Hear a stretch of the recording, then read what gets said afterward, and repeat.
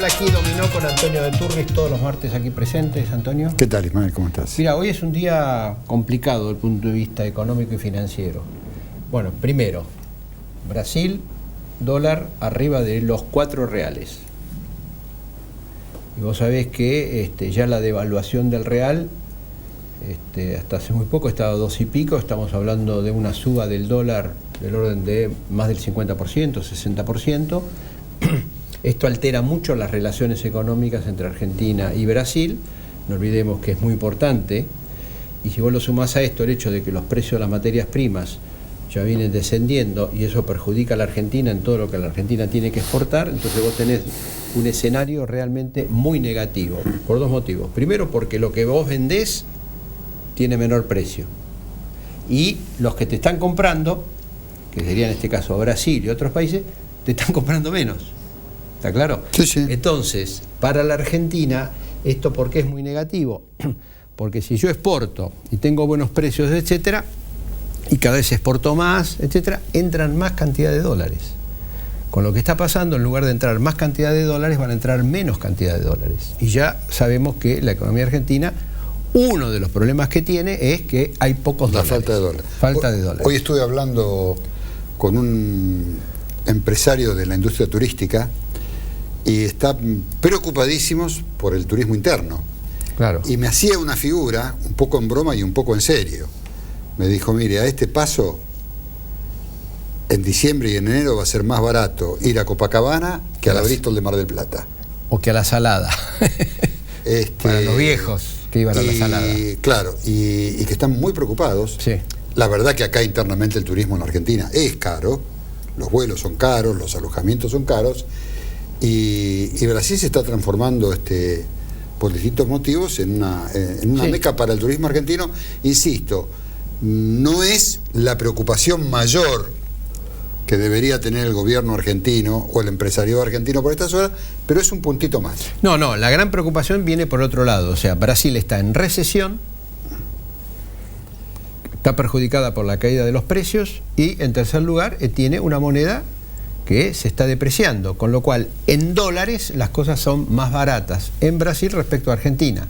Al margen del turismo, eso hace de que si yo le quería vender a Brasil, Brasil te dice, ¿para qué? Si yo lo hago acá adentro me sale más barato. Sí, sí. Y viceversa. Ya más de un empresario brasileño va a decir lo siguiente, en dólares lo que yo puedo vender a la Argentina es competitivo, puede entrar porque el fabricante argentino en dólares le saldría mucho más que, etcétera. Esta es, digamos, la explicación. Y el otro tema es que la Comisión Nacional de Valores tomó una medida muy técnica, muy, hasta diría contable, donde dice que las operaciones que tienen que ver con los bonos tienen que ser contabilizadas al tipo de cambio oficial. Y vos sabés que dentro de los bonos está lo que se llama el contado con liqui, donde vos con pesos comprás un bono en dólares, pero ese bono vos no lo comprás a 9 y pico, lo comprás a la cotización del día. Hay muchos de estos bonos que están en ¿cuánto? En 14 pesos, etcétera. Entonces, ¿qué pasa? Como no podés comprar dólares y vos necesitas mandar dólares afuera por alguna razón, por la que sea, lo haces a través de los bonos, te sale más caro a 14 pesos, pero después finalmente tenés el billete físico. Bueno, ha habido muchas inversiones de esta naturaleza. Ahora, si los fondos comunes de inversión lo tienen que contabilizar. Las inversiones eran legales, ¿eh? Sí, todo eso legal. No era gente que iba por izquierda, por eso dije, con pesos lo compras en la bolsa, haces todas las transacciones. El gran problema que hay es que estos fondos comunes de inversión, mucha gente pone dinero para tener un rendimiento. Entonces, si el fondo común de inversión lo compra a 13, pero después lo va a tener que 13 o 14, y después lo va a tener que contabilizar a 9, en lugar de tener rendimiento va a tener pérdida. Y entonces, bueno, ese es el motivo por el cual, unido a lo de Brasil más esto, la bolsa hoy se hizo bolsa. La bolsa se hizo bolsa, caídas muy pero muy fuertes, y bueno, gran negociación para ver si el gobierno revierte la medida. Lo que se dice es que detrás de esta jugada la idea es tratar de cerrar la brecha entre el dólar oficial y el dólar paralelo, que sabemos que está en el orden del 70%, y llegar a las elecciones con un cuadro, digamos, en relación al dólar un poquito más acotado. Vamos a ver, porque generalmente estas medidas que se toman Esto es como el ajedrez, uno cree que juega bien pero después juegan, hay otro que juega, claro. y en este caso son mercados, ¿no? Y que en este caso son intereses muy pero muy poderosos que si ven que le están moviendo el piso por un lado, pueden retrucar y eso puede llegar a tener consecuencias. De todas maneras, pareciera que gran parte del otro jugador está con Scioli, pareciera, ¿no? Gran parte del establishment parecería, por lo menos, de la boca para afuera, que está con Scioli, de manera que no debería petardear esta movida que está haciendo el gobierno para tratar justamente lo que vos decís de llegar a las elecciones con una brecha cambiaria un poco más digna. Claro, hay que ver si esta medida... Vamos a ver, porque sabemos que a toda esa gente, como a nosotros también, cuando se le toca el bolsillo, uno reacciona. Claro, hay que ver, ¿no?, si esta medida fue consultada o no, no solamente con Scioli, sino sobre todo con los referentes económicos de Scioli. Estamos hablando de Mario Blecher, estamos hablando de Miguel Bain, estamos hablando inclusive de la propia ministra de Economía del gobernador, Silvina Batakis, porque ellos han hecho... ¿A Kicillof lo sacás del equipo?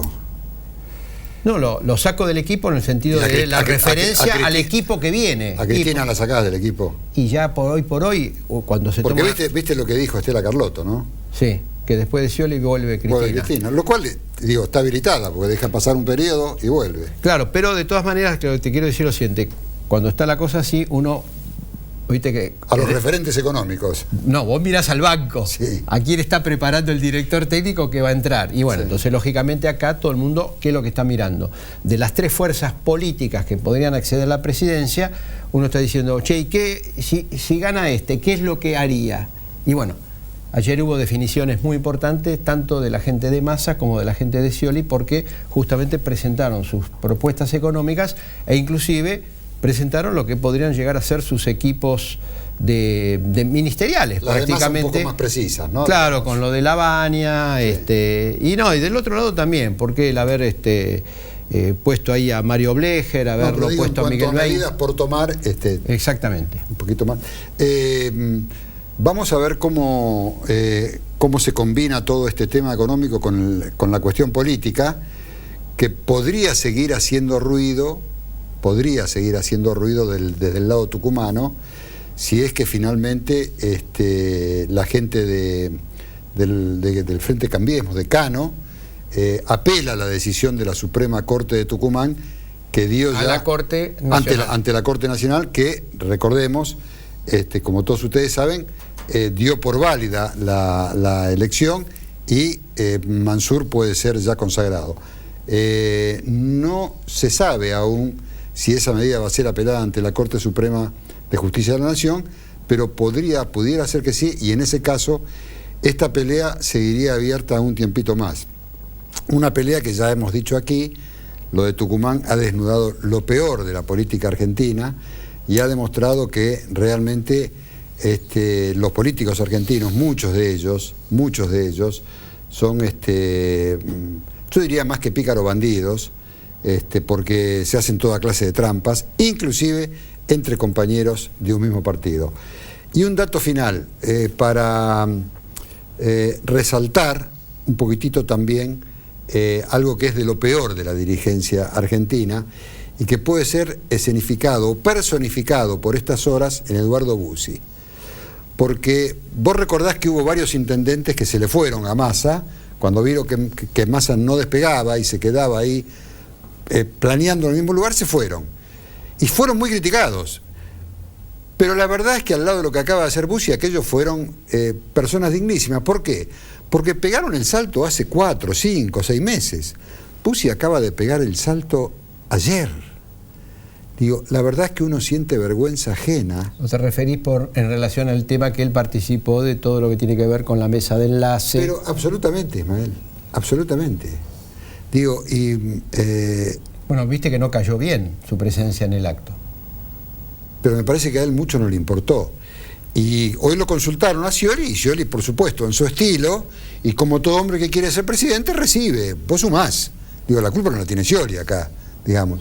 Pero yo digo, ahí, en Bussi, uno podría decir, está personificado la cara oscura de la política argentina, que es bastante grande. Nosotros hoy vamos a hablar del tema constitucional, de lo que tiene que ver con las elecciones tucumanas, con un constitucionalista de nota que nos ha visitado ya otras veces, Félix Lonigro, y vamos a estar también con Gustavo López, que es funcionario de la Presidencia de la Nación, para que nos diga a ver cómo está viendo él el panorama político y cómo ve a este candidato, Scioli, al que finalmente pareciera que la inmensa mayoría del kirchnerismo ha terminado de aceptar.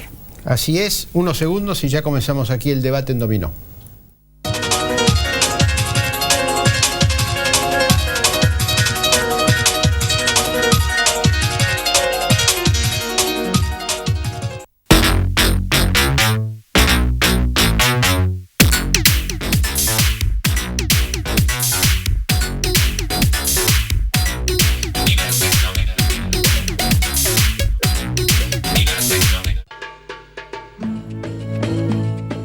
Parque Temático Tierra Santa.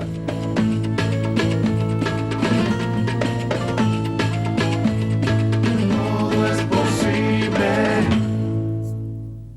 Crecer es brindar oportunidades.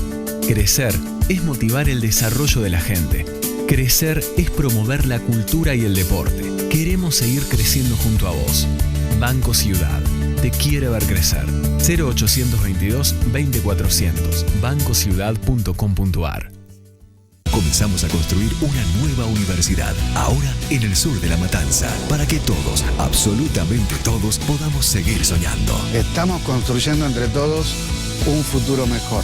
Fernando Espinosa, Intendencia La Matanza. UMED, tu derecho a la excelencia.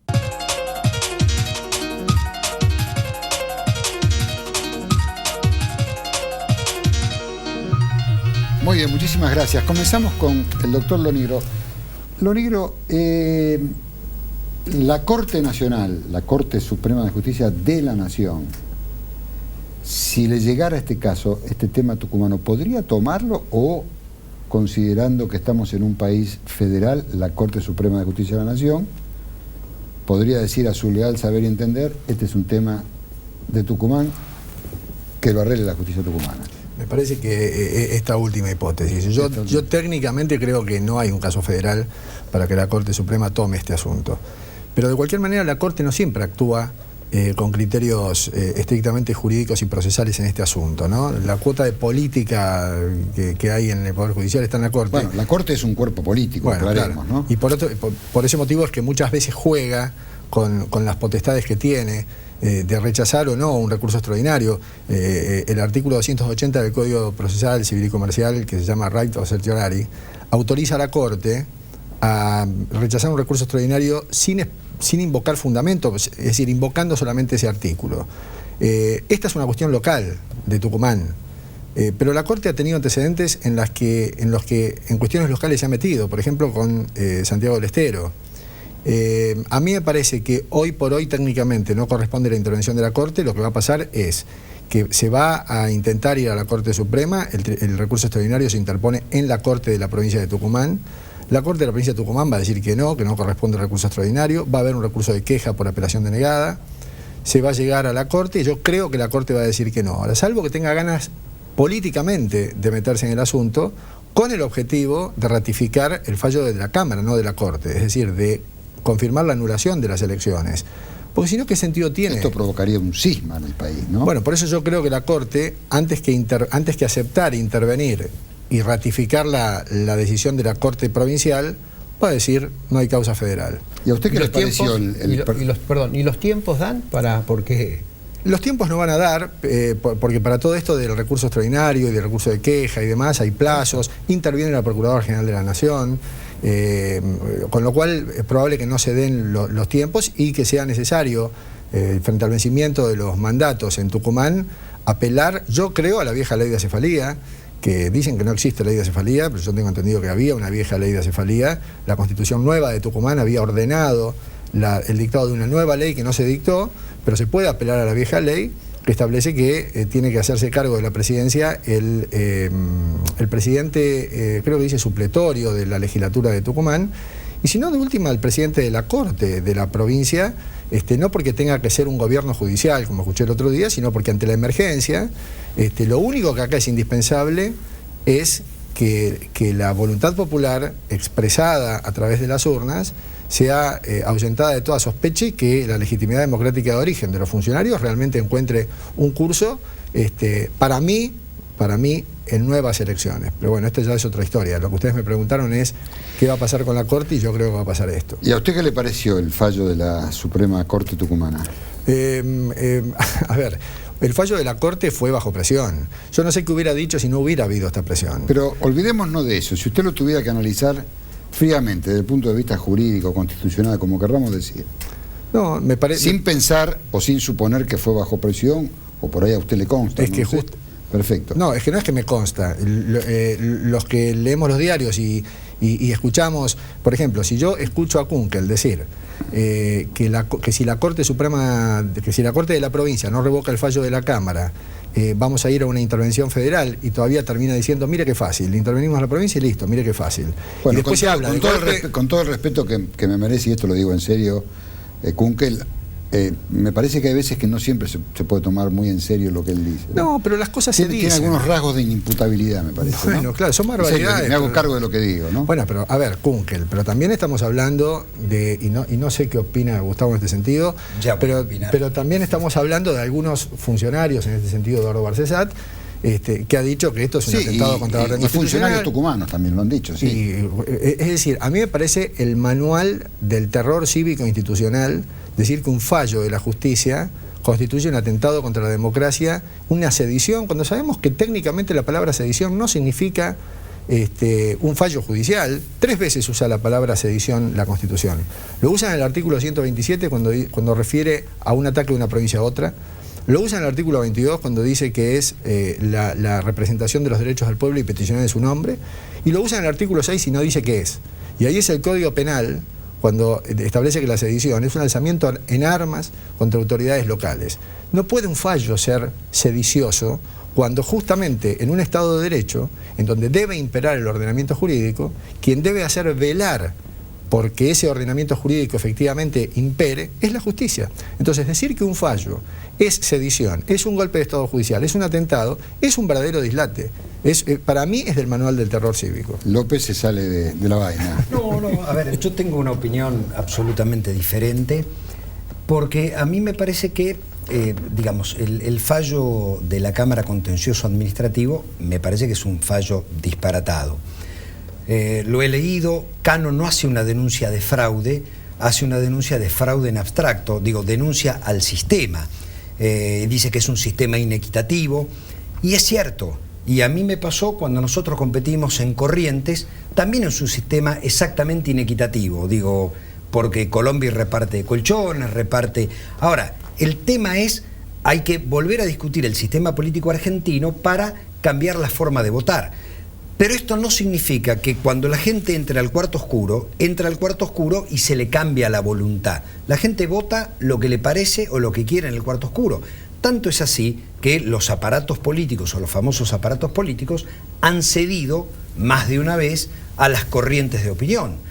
Cuando Menem le ganó a Cafiero, cuando Alfonsín le ganó al aparato del PJ en el 83, o cuando el Frente Grande o el Frepaso le ganó al dualdismo en el año 97, y le ha pasado a algunos varones del conurbano. Entonces, nosotros tenemos una práctica política determinada, pero de ahí a pensar que eso es un fraude electoral y que la voluntad de 2 jueces anulen una elección, yo estaba absolutamente en contra del fallo de estos 2 jueces. ¿Y la quema de urnas?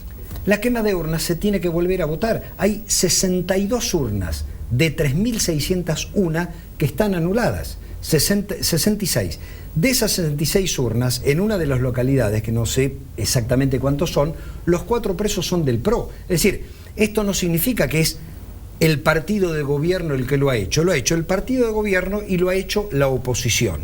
Ahora, el sistema electoral de Tucumán es un desastre, pero es el sistema, digo, estos acoples, 22.000 candidatos para 300 cargos, es un delirio. Digo, yo creo que hay que sentarse y hacerlo de vuelta. Ahora, es un delirio para cualquiera que haya participado de la elección.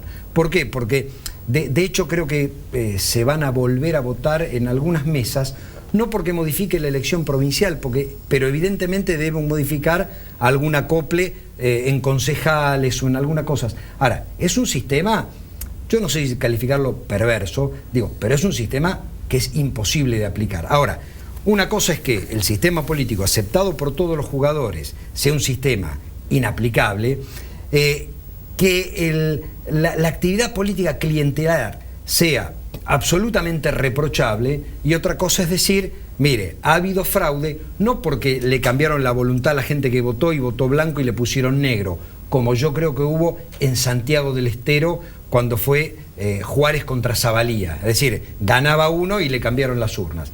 Acá el Frente Cambiemos ganó las 3 principales ciudades, eso expresó el voto popular, y Mansur ganó la elección provincial y eso expresó el voto popular.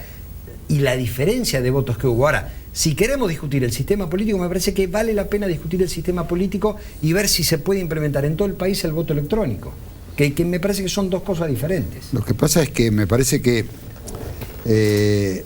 quedó también un manto de sospecha a raíz del clientelismo brutal que hubo, tan brutal que el propio Alperovich lo reconoció con 15 micrófonos adelante. Pero yo no digo que el clientelismo sea bueno, yo lo que digo es que hay una práctica en la política argentina. Lo que quiero decir, López, es que uno tiene derecho a pensar que, o por lo menos yo lo pienso, que el clientelismo es pariente cercano del fraude. No, yo creo que el clientelismo es una mala práctica política. El fraude es cuando se altera la voluntad popular. Entonces, a mí me parece que el clientelismo hay que desterrarlo, pero el clientelismo lo usan los gobernadores de provincia o algunos intendentes, más allá de oficialismo u oposición respecto del gobierno nacional. Vuelvo a repetir, digo, claro, bueno, pero acá estamos analizando un caso concreto, porque pasa lo siguiente, sí, si yo le digo a Antonio, si vos me votás a mí, yo te regalo un colchón, no sé, una heladera. Y si yo gano, después te regalo 3 colchones. Y después estoy torciendo también la voluntad popular, porque yo estoy comprando ciertos niveles sociales, López, estoy comprando el voto. Bien. Está bien, pero yo creo que ese pensamiento es peligroso, porque ese pensamiento deja de lado la voluntad del individuo por su condición social, y ha quedado demostrado más de una vez que ese clientelismo no sirvió. Y esto, digo, me refiero a la elección del 97, por ejemplo, en la provincia de Buenos Aires, donde el gobernador pierde, que era además el futuro candidato a presidente del Partido Justicialista, y no sirvió ningún clientelismo. ¿Por qué? Porque cuando la gente quiere votar otra cosa, vota otra cosa. Yo lo que digo es, miren, no hubo fraude porque nadie cambió el voto, ni nadie cambió la voluntad dentro del cuarto oscuro. Ahora, discutamos otra cosa, discutamos el cambio del sistema electoral para evitar que el clientelismo, que es una práctica que yo aborrezco en cualquier partido o sector político, pueda llegar a influir en el voto. Pero me parece que son dos cosas distintas. Digo, me pareció temerario la actitud de la Cámara, que toma un hecho en abstracto, porque además en la cuarta página del fallo dice, bueno, no hay casuística, lo que tomamos es todo el sistema, y entonces anulo, y pide volver a llamar a elecciones en las mismas condiciones. Digo, a mí me parece que el fallo de la Cámara fue un fallo netamente político. Antes de darle la palabra, vamos a unos pequeños auspicios, y usted tiene la palabra.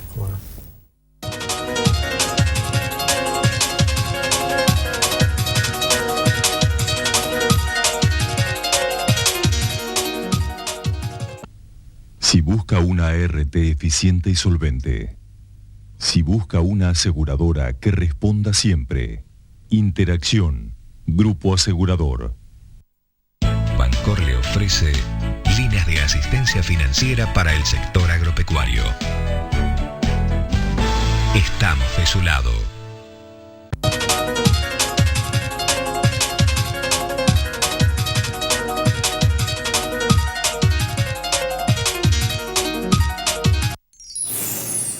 Un seguro de vida te permite disfrutar de la tranquilidad que solo se consigue al saberse protegido. Porque cuidará a quienes más querés cuando vos no estés para hacerlo. Encontrá tu seguro en cualquiera de las compañías integrantes de Avira. www.avira.org.ar. Asociación de Aseguradores de Vida y Retiro de la República Argentina. 20 años generando conciencia aseguradora.